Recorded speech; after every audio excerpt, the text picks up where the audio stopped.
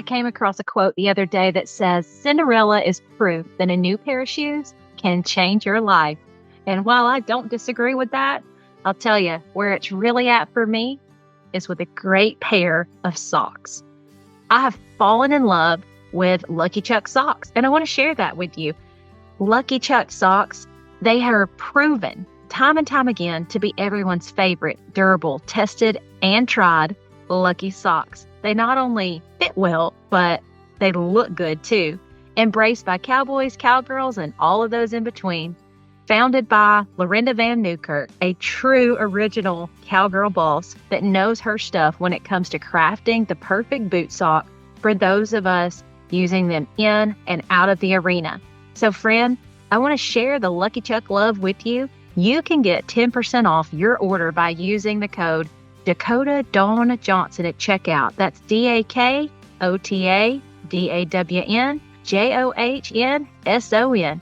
Dakota Dawn Johnson at checkout. Save 10% off of your pair of Lucky Chucks. Saddle up and join the Lucky Chuck revolution with me.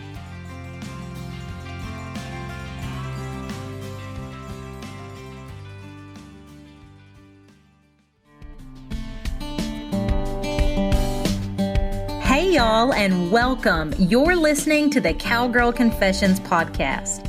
I'm your host, Dakota Dawn Johnson, small town cowgirl with southern roots, blazing a trail as a Midwest ranch wife, mama, and businesswoman. The mission of Cowgirl Confessions is to share the wonderfully wild and western life stories of cowgirls from all walks of life. We'll talk about the highs, the lows, and everything in between when it comes to navigating careers, cowboys, kids, and cattle. Legendary cowgirl Dale Evans said it best. Cowgirl is a pioneer spirit, a special brand of American courage. The cowgirl faces life head on, lives by her own lights, and makes no excuses. Cowgirls take stands. They speak up. They defend the things they hold dear. A cowgirl might be a rancher, a barrel racer, a bull rider, or an actress, but she's just as likely to be a checker at the local Winn-Dixie, a full-time mother, a banker, an attorney, or an astronaut. If you're into wet saddle blankets, talks with God, buckets full of laughter, and the life lessons learned in the process, kick off your boots and settle in. I pray these stories encourage, empower, and give you just the leg up you need. Here's to embracing the cowgirl state of mind, no matter how wild and western life may get along the way. Hi there, friend. Welcome to another episode of the Cowgirl Confessions podcast. The topic we're going to dive into today is one that I've had on my radar for a few months. However, over the past 6 weeks, it's become this constant thought. You know, one of those where it's like, you've got to sit down and record the podcast, Dakota. Like, you've got to record something about that. Just sit down and do it. That's what's constantly been going through my mind. And I don't know if you've ever had a thought like that and you're like, I'm going to get to it. I'm going to get to it. Well, today I'm getting to it. And I'm confident the reason that I felt so compelled to do this is because I just finished up an amazing Bible study called The Daniel Dilemma, How to Stand Firm and Love Well in a Culture of Compromise by New York Times bestselling author Chris Hodges. This Bible study was absolutely amazing. Highly, highly recommend it. I really enjoyed not just the book itself, but the group of women that I got to learn with and from throughout this Bible study. It was absolutely incredible. So God's been working on my heart in this area for a while, this standing firm and loving well. Okay. And what I learned through this Bible study has equipped me with a better understanding of how to stand firm and love well in the process. Now, I've never had trouble standing up for myself or others. That's just how God made me. It's how I'm wired.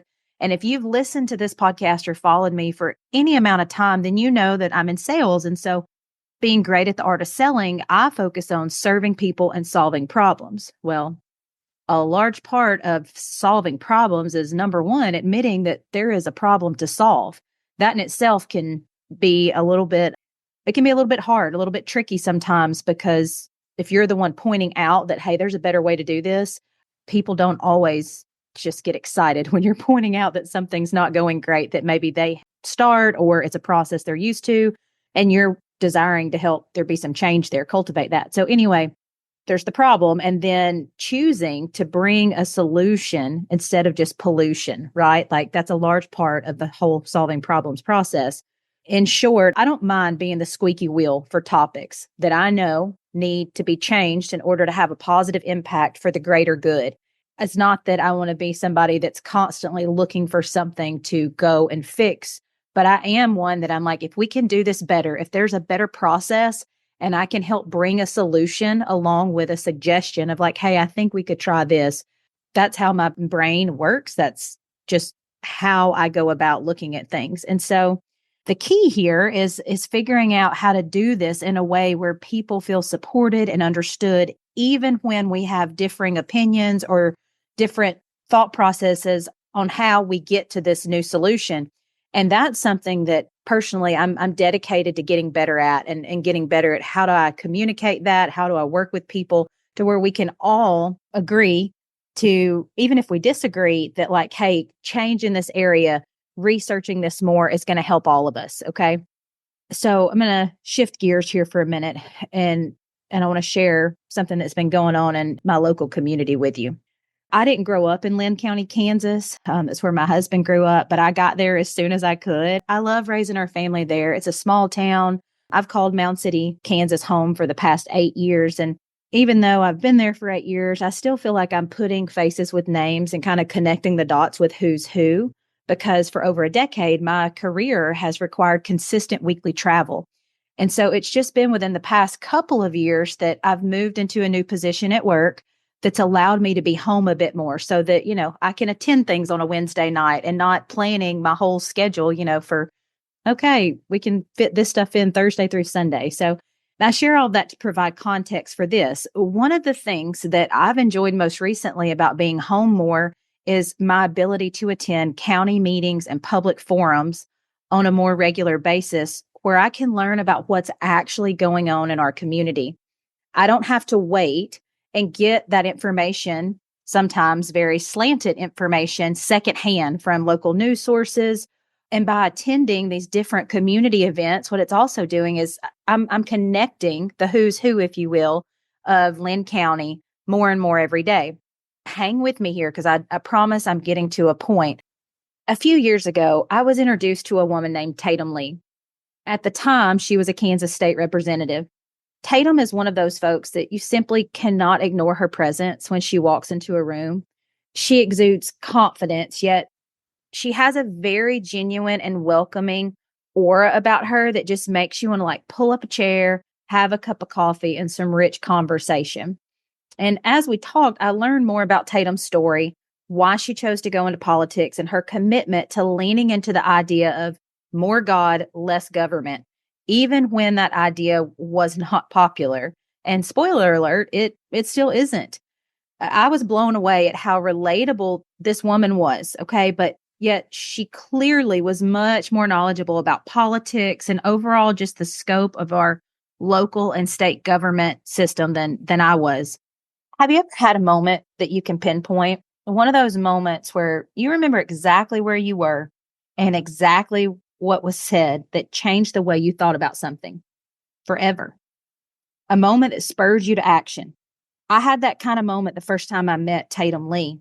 She asked me where I stood on a certain topic, and I remember saying to her, yeah, I don't know a whole lot about that. I've never really been much into politics. Y'all, I wasn't even embarrassed to admit that, and I actually said it with some gumption. Unknowingly, it's like I was proud of the fact that I wasn't into politics, and I'm using air quotes. I know you can't see me, but what happened next changed my entire outlook. Tatum was gentle as she was firm when she swiftly replied, Sister, I hate to say this because you seem like my kind of kind, but right now, you're part of the problem. If we ever hope to see a change in our world, then we have to start showing up and prioritizing politics. The days of hardworking Americans being too busy to get into politics has helped us land where we are today. If we're all too busy for politics, who does that leave in charge? Our conversation didn't end there, but it was a long pause as I thought about what she said. She didn't rush into the next thought or try to backpedal to soften the blow of what she just said to me. a stranger I'd just met 15 minutes before. We both let her words take root, and I eventually broke the silence by replying, "I've never thought of it like that before, Tatum." That was hard to hear, but it makes a lot of sense to me. I walked away from that conversation ready for a change. My desire to be part of the solution far outweighed where I had previously stood, unknowingly being a part of the problem. One person cannot change it all, and we can't change things overnight, but we can make a difference. And it starts by showing up and knowing what's going on in our local community. Then we must be brave enough to stand up for what we believe in and fight for it when needed. Friend, lean in and ask the hard questions. So what if you ruffle some feathers in the pursuit of gaining clarity? A candidate that does not shy away from having hard conversations with you says a lot about their character. And in turn, you asking the hard questions is also giving that candidate an opportunity to clearly articulate their stance. In my mind, that's like they're getting a chance to give their sales pitch so that they can attract the right voters to buy into the ideas and processes they're selling. Think of this as another form of research, because we all know you cannot take everything you read in the paper or see on the news at face value. And I can assure you that there's someone out there wondering the same thing you are, and you both need to be equipped with that information when making choices at the poll. As Billy Graham once said, courage is contagious. When a brave man takes a stand, the spines of others are often stiffened. Now, we've established why it's so important for you to take an interest in politics. And here are a couple of simple ways to help you prepare before you get to the polling place, allowing you to confidently cast your vote for the candidate or candidates of your choice. First, vote.org, that's vote.org, we'll put it in the show notes, is a great tool to determine where your polling place is that you're going to go cast your vote. Number 2, use Google to type in the name of your state, followed by the words sample ballot.